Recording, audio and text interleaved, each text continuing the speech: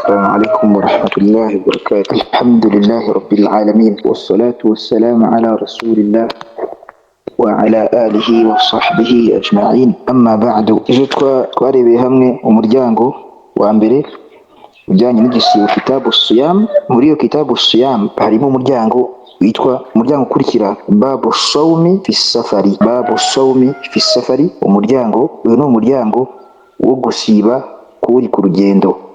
Mbega ahangaha bashaka kutwereka bayanu hukmi sawmi fi safari, icyo bisobanuye.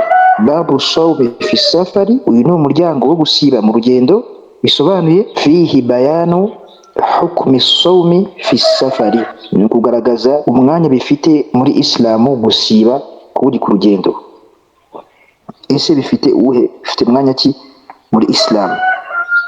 Ejo naravuze ko tuzasoma amagambo ya Sheikh Ibn Uthaymeen avuga ku rugendo, avuga ku bijyanye n'isafari. As-safaru, Sheikh Ibn Uthaymeen rahimahullah aravuga ati as-safaru mufarakatu mahalli al-iqama ala wajhin yusamma safaran fi urfi an-nas. Urugendo ni umuntu gutandukana, ni umuntu kuva ahasanzwe atuye ala wajhin yusamma safaran, mu buryo bwitwa ko ari urugendo, fi urfi nasi, mu muco w'abantu, mu buryo bwitwa ko ari urugendo mu muco w'abantu. Abantu basanzwe bamenyera yuko iyo umuntu avuye ahangaha iwacu akajya hariya mu ntara runaka aba ari urugendo, iyo ngiyo aba ari safari. Hadha huwa ar-rajihu, hadha huwa al-qawl ar-rajih, iyi niyo mvugo ifite imbaraga ku rugendo, ari byo abantu baba basanzwe bamenyereye yuko kuva aha kujya ahangaha aba ari urugendo. Idh lam yarid tahdidu safari bimasafatin wala zaman, kubera ko nta dalili yigeze iza, nta gihamya yigeze iza, ntiyigeze haza kugena urugendo, yaba kugena urugendo nyine muri masafa, mu burebure bw'ahantu, cyangwa se ngo kugena urugendo rw'iminsi. Ntiyigeze hagenwa igihe, ntabwo yigeze hagenwa uburebure bw'ahantu. Ayo ni amagambo ya Sheikh Ibn Uthaymeen rahimahullah ari kuvuga ku bijyanye n'isafari. Hadithi ya mbere muri uyu muryango, an Aisha radhiyallahu anha, Aisha Allah mwishimire, mama wacu Aisha, anna Hamza ibn Amr al-Aslamiyya, Aisha yakiri hadithi yuko Hamza mwene Amr al-Aslami qala lin-nabiy sallallahu alayhi wa sallam, uyu musangirangendo yabwiye intumwa y'Imana sallallahu alayhi wa sallam agira ati, mbega uyu musangirangendo yabwiye intumwa y'Imana ari kuyibaza, aravuga ati asumu fi safar, ese nsibe mu rugendo. Asumu fi safari, ese nsibe mu rugendo, cyangwa se ese njye nsiba mu rugendo. Wa kana kathira siyami, kandi uyu musahaba yasibaga cyane.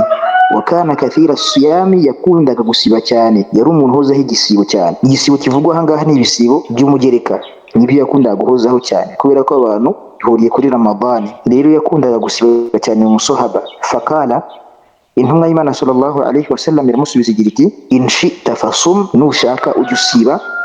In shi'ta, nubishaka, fasum, ujya usiba. Wa in shi'ta, nunabishaka, fa aftir, ujya usiburuka, mbega ujya urya mu rugendo. In shi'ta fasum, nushaka ujya usiba. Wa in shi'ta fa aftir, kandi nubishaka ujya usiburuka. Iyi ni hadithi ya mbere tugaragariza yuko umusahaba yibarije intumwa y'Imana sallallahu alayhi wa sallam ikibazo, ese njye nsiba mu rugendo?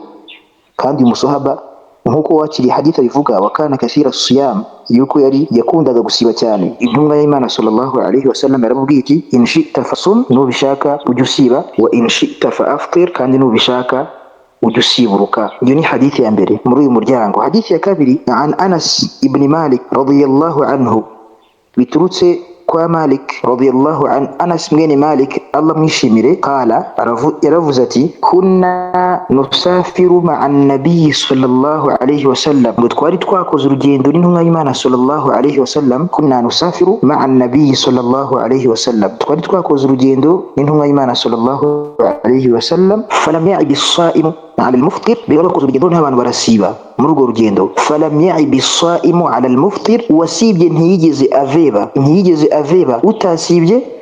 Wala al-muftiru ala as-sa'imi, nta nubwo wariye wasiburutse muri urwo rugendo, n'uwasiburutse ntiyigeze aveba wasibye. Nsubiremo hadithi an Anas radiyallahu anhu, hadithi iturutse kwa Anas Allah mwishimire, yaravuze ati,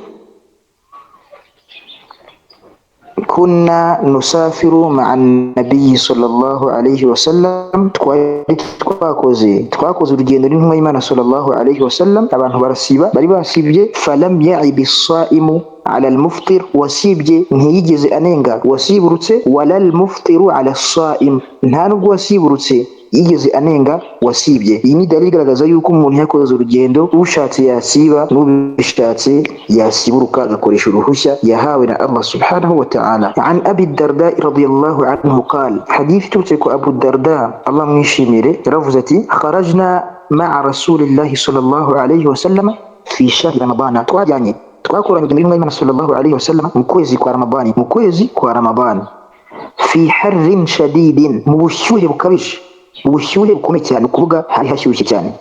Turabizi ibihugu by'abaye birashyuha cyane, by'umwihariko no mu gihe cya Ramadani kuzamuka kugeza mu gihe cya Hijja haba hashyushye cyane, abantu bariyo barabizi. Twasohotse n'intumwa y'Imana sallallahu alayhi wa sallam mu rugendo fi shahri Ramadan, mu kwezi kwa Ramadan, fi harrin shadidin, mu bushyuhe bukabije, hatta in kana ahaduna, kugeza mu by'ukuri umwe muri twebwe la yaba'u yadahu, kugeza umwe muri twebwe yashyiraga akaboko ke ala ra'sihi, agashyira akaboko ku mutwe we, min shiddati al-har, kubera ubushyuhe bukomeye cyane, kubera ubushyuhe bukaze cyane, kuvuga yakingishaga akaboko ke izuba byibuze arebe ko yabona agacucucu ku mutwe we. Hatta in kana ahaduna, kugeza ubwo mu by'ukuri umwe muri twebwe la yaba'u yadahu, yashyiraga akaboko ke ala ra'sihi, ku mutwe we, min shiddati al-har, kubera ubushyuhe bwinshi. Wa ma fina sa'imun illa rasulullahi sallallahu alayhi wa sallam wa Abdullah ibn Rawaha,